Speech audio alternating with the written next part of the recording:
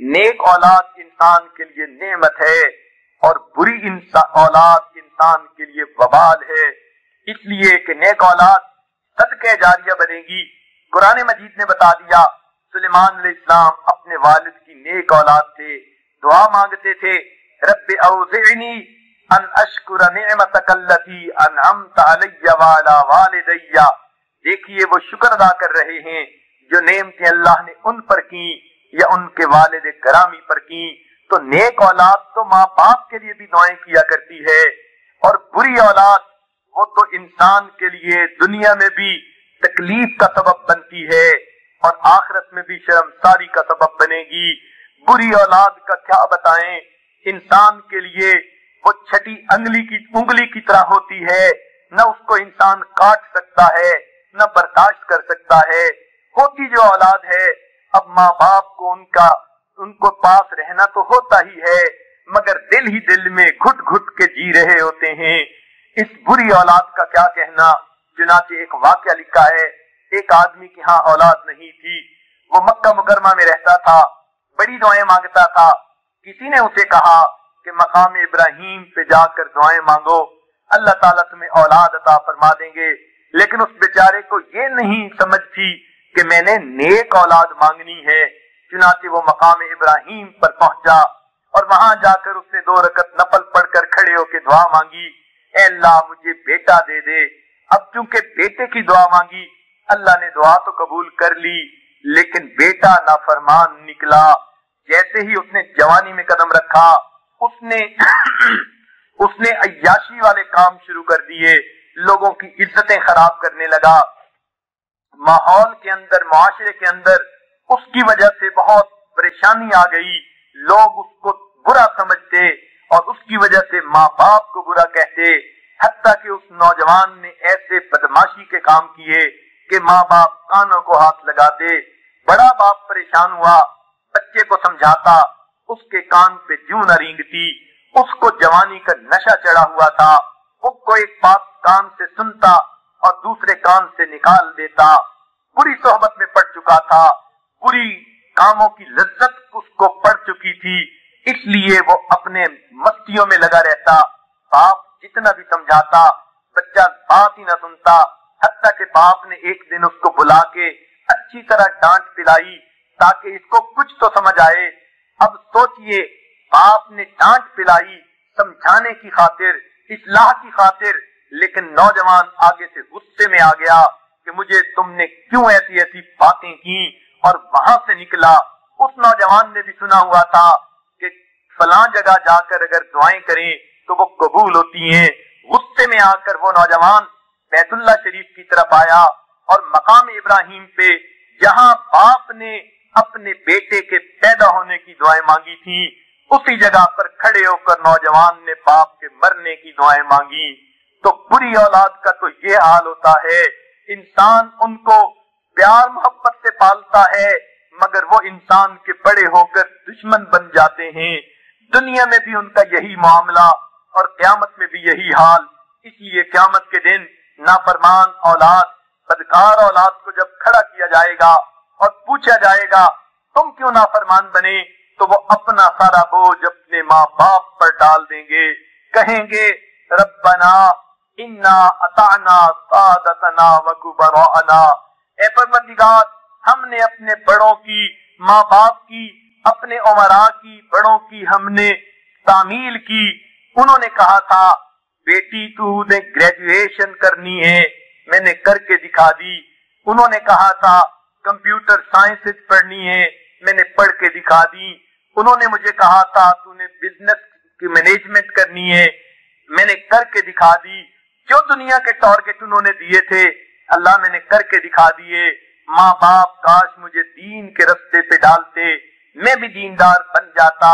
انہوں نے تو مجھے دنیا کی عزتوں کے پیچھے بھگایا کہ دنیا میں نام ہو، دنیا میں تعریفیں ہو، دنیا کا رزق اچھا ہو۔ جو انہوں نے کہا اللہ ہم نے کر کے دکھا دیا، یہ ہمارا قصور نہیں، یہ ماں باپ کا قصور ہے۔ ربنا آتہم ضعفین من العذاب، اے اللہ ہمارے ماں باپ کو دگنا عذاب دیجئے، والعنہم لعنا کبیرا، अल्लाह इन पर लानतों की बारिश बरसा दीजिए। देखिए कुरान मजीद की आयत क्या बता रही है। अगर हमने इस औलाद को दीन न सिखाया, नेक न बनाया, दुआएं न मांगी, ये क़यामत के दिन मुकदमा दायर करेगी। करतूत अपने होंगे, बदमाशियां अपनी होंगी, गुनाह अपने होंगे, मगर अपने आप को बचाने की खातिर माँ बाप के सर पे डाल देंगे। कहेंगे अल्लाह इनको दुगना अजाब दीजिए। और सिर्फ अजाब की बात नहीं, कुरान पाक के अल्फाज हैं, ये भी साथ कहेंगे वल्लानहुम लानन कबीरा, अल्लाह इन पर लानतें बरसा दीजिए। अजीब बात है, औलाद ये कहेगी। चुनाचे अल्लाह ताला फैसला फरमाएंगे लिकुल्लिन दिफ, तुम सब के लिए दुगना अजाब है, बच्चों को भी दुगना, माँ बाप को भी दुगना। तो औलाद अगर बुरी हुई, माँ बाप पकड़े जाएंगे। कुल्लुकुम राइन व कुल्लुकुम मसऊलुन अन रइयतिही, तुम में से हर आदमी राई है और उससे रैयत के बारे में क़यामत के दिन पूछा जाएगा। लिहाजा औलाद जो मांगे तो नेक मांगे, इसलिए कि वो सदका जारिया बनेगी। और अगर ये बुरी निकल आई तो इंसान के लिए वबाल जान बन जाएगी। इसलिए बच्चों की तरबियत दीन इस्लाम में एक बहुत अहम काम है। इसके लिए बाप को भी फिक्रमंद होना चाहिए, माँ को भी फिक्रमंद होना चाहिए। आम तौर पर लोग ये समझ लेते हैं माँ की गोद बच्चे का पहला मदरसा होती है, लेकिन ये बात शरीयत ने नहीं बताई, बल्कि ये बतलाया कि माँ की गोद में आने से पहले ही बच्चे के ऊपर असरात आने शुरू हो जाते हैं।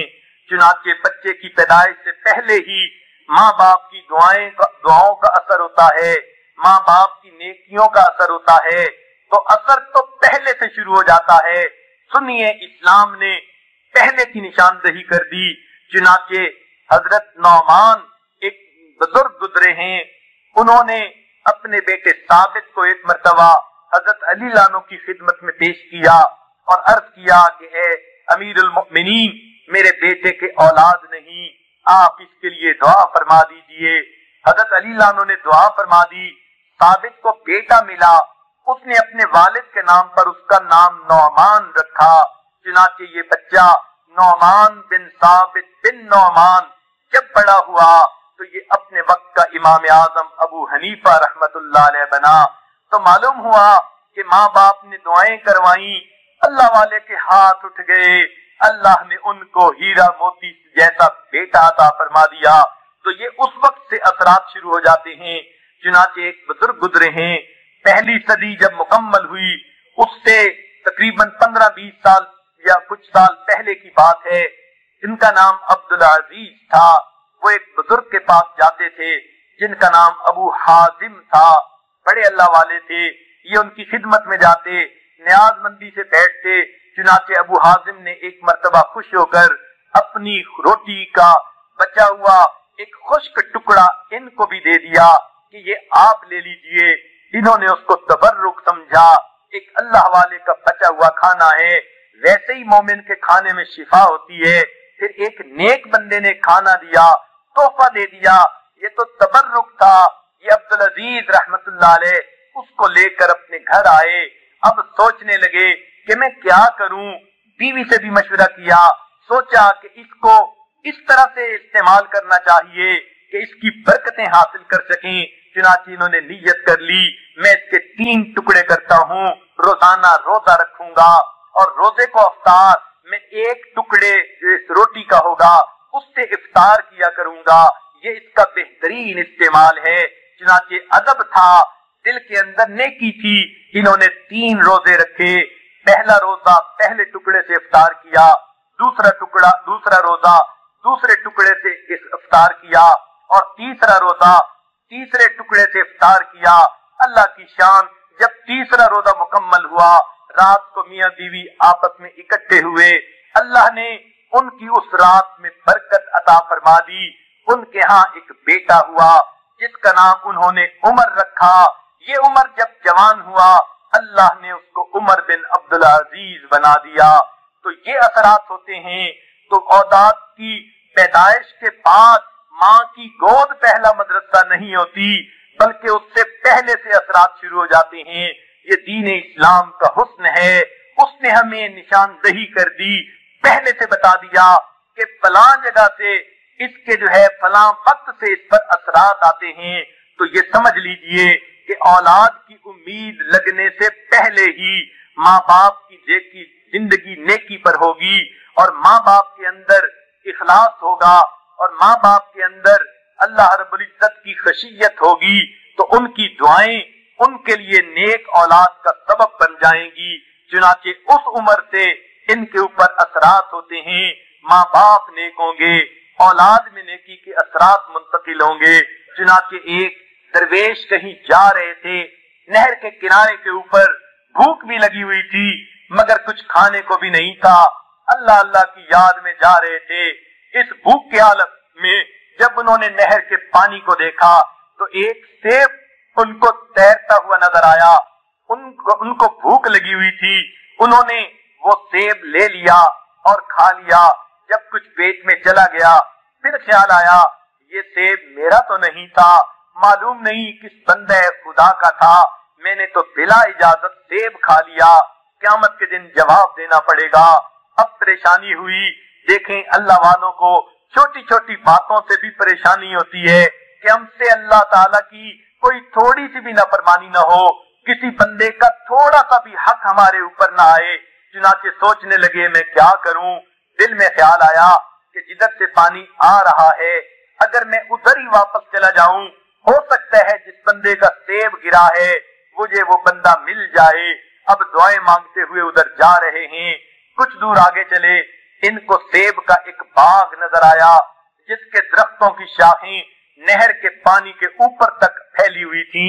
ये समझ गए किसी परिंदे ने यहाँ से सेब गिराया होगा और वो पानी में बहता हुआ मुझे मिला और मैंने खा लिया। चलो मैं इस बाग के मालिक से इसकी माफी मांग लेता हूँ, मेरे पास पैसे तो नहीं। चुनाचे ये बाग के मालिक को मिले और उनको जाकर बताया मैं भूखा था, सेब नजर आया मैंने खा लिया, बाद में ख्याल आया कि ये किसी का हक है, मेरे ऊपर आ गया, अब या तो मुझसे मजदूरी ले लीजिए, मेरे पास पैसे तो नहीं जो मैं दे सकूं, और या फिर मुझे माफ कर दीजिए। उस बाग के मालिक को पता नहीं क्या सूझी, वो कहने लगा कि हाँ मैं आपको माफ नहीं करूंगा, मैं क़यामत के दिन अपना हक मांगूंगा। अब उसकी मिन्नत से माजत करने लगे कि भाई मुझसे गलती हो गई, अल्लाह के लिए माफ कर दो, अगर नहीं करते तो मुझसे कोई मुशक्कत और मजदूरी ले लो। कहने लगा अच्छा मैं माफ तो नहीं करता, मुशक्कत और मजदूरी लूंगा। कहने लगे कौन सा काम करवाओगे, मैं करने के लिए तैयार हूँ। दुनिया की तकलीफें उठाना आसान है, आखिरत की तकलीफ उठाना मुश्किल काम है। तो बाग के मालिक ने कहा मेरी एक बेटी है, जवान उम्र है लेकिन अंधी है, बहरी है, गूंगी है, लूली लंगड़ी है, यानी हैंडीकैप्ड है, एक गोश्त का लोथड़ा समझ लीजिए है। अगर तुम उससे निकाह करो और सारी जिंदगी उसकी खिदमत करो तो फिर मैं तुम्हें अपना हक माफ करूंगा, वरना मैं माफ नहीं कर सकता। अब ये बेचारे सोचते रहे, फिर दिल में ख्याल आया कि इस तरह की जिंदा लाश से निकाह कर लेना और सारी जिंदगी उसकी खिदमत करना ये आसान है, लेकिन क़यामत के दिन किसी बंदे के हक का जवाब देना ये मुश्किल काम है। चुनाचे आमादा हो गए, वक्त तय हो गया, निकाह हो गया। निकाह के बाद रुखसती हुई। जब ये पहली रात अपनी बीवी को मिलने के लिए तशरीफ ले गए, क्या देखते हैं, इंतहाई खूबसूरत, जिसकी आंखें अच्छी, जुबान अच्छी, कान अच्छे, हाथ पांव अच्छे, जो इतनी खूबसूरत थी कि जैसे हूर परी होती है, वो बैठी हुई है दुल्हन बनकर। इन्होंने सलाम किया, पूछा कि आप उस बागबान की बेटी हैं? वो कहने लगी जी। पूछा कि आपकी कोई और बहन भी है? उसने कहा नहीं, मैं अपने बाप की एक ही बेटी हूँ। बड़े हैरान हुए, दिल में सोचते रहे इसके वालिद ने तो मुझे स्पेसिफिकेशंस कुछ और बताई थी, और ये तो इतनी प्यारी खूबसूरत बीवी के इंसान तसव्वुर करने जो है भी नहीं कर सकता। बहरहाल मियां बीवी की आपस में अच्छी रात गुजर गई। अगले दिन इनकी ससुर से मुलाकात हुई तो ससुर साहब ने सलाम के बाद फौरन पूछा सुनाए आपने अपने मेहमान को कैसे पाया? ये कहने लगे کہ جی آپ نے تو بتایا تھا وہ اندھی ہے، بہری ہے، گنگی ہے، لولی لنگڑی ہے، اور میرے ذہن میں تو یہی دھیان تھا، لیکن جو میری بیوی ہے وہ تو بالکل صحیح سلامت تندرستی نہیں بلکہ اتنی خوبصورت کے لاکھوں میں ایک ہے، یہ کیا معاملہ؟ تو اس وقت اس کے باپ نے کہا کہ وجہ یہ ہے، یہ میری بیٹی قرآن کی حافظہ ہے، حدیث کی حافظہ ہے، اس نے ساری زندگی تقوی و طہارت کے ساتھ گزاری، کبھی اس نے غیر محرم پر نگاہ نہیں اٹھائی، میں نے اس لیے کہا کہ یہ اندھی ہے، کبھی غیر محرم سے کلام نہیں کیا، میں نے کہا یہ گنگی ہے، کبھی اس نے بغیر اجازت گھر سے قدم نہیں رکھا، میں نے کہا یہ لنگڑی ہے، یہ اس طرح کی پاک زندگی گزارنے والی میری بیٹی اتنی خوبصورت تھی، میرا دل چاہتا تھا اس کا خاوند ایسا ہو جس کے دل میں اللہ کا ڈر ہو، اس لیے کہ بیوی کے صحیح حقوق وہی پورا کر سکتا ہے جس کے دل میں اللہ کا ڈر ہوگا۔ اس لیے سورہ نساء کو آپ پڑھ کر دیکھیے، ہر چند آیتوں کے بعد اللہ تعالیٰ فرماتے ہیں واتقوا اللہ واتقوا اللہ واتقوا اللہ، یہ جو تقوی کو اختیار کرنے کا حکم دیا، اللہ تعالیٰ جانتے ہیں کہ تقوی کے بغیر میاں بیوی آپس کے تعلقات میں توازن نہیں رکھ سکتے، یقیناً بے اعتدالیاں کریں گے، یہ پرہیزگار انسان ہی ہو سکتا ہے جو بیوی کے حقوق ٹھیک ٹھیک ادا کرے اور کمی نہ آنے دے۔ لہذا وہ کہنے لگے کہ میرے دل میں یہ تھا جس کے دل میں تقوی ہو، خوف خدا ہو، اس کو میں اپنی اس بیٹی کے لیے جو ہے داماد کے طور خامند کے طور پہ چن لوں۔ تب آپ میرے پاس ایک سیب کی معافی مانگنے کے لیے آئے، میں پہچان گیا آپ کے دل میں خوف خدا ہے، اس لیے میں نے آپ کا نکاح بیٹی سے کر دیا۔ یہ اتنا نیک باپ تھا اور اتنی نیک ماں تھی، اللہ نے ان کو ایک بیٹا عطا فرمایا، انہوں نے اس کا نام عبد القادر رکھا، اور یہ وہ عبد القادر بچہ تھا جو بڑا ہو کر شیخ عبد القادر جیلانی رحمت اللہ علیہ بنا۔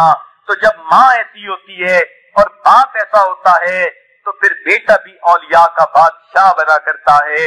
تو ماں باپ کے اثرات پہلے سے ہی، ان کی دعاؤں کے اثرات بچوں کے اوپر منتقل ہوتے ہیں، اس لیے یہ ذہن میں رکھنا کہ جی ماں کی گود پہلا مدرسہ ہے، یہ ذہن میں مت رکھنا ماں کی گود سے پہلے بہت سارے کام ہو چکے ہوتے ہیں۔ اس لیے جب سے اولاد کی نیت انسان کرے اس وقت سے دعائیں مانگے اور اس وقت سے ہر چیز کا خیال رکھے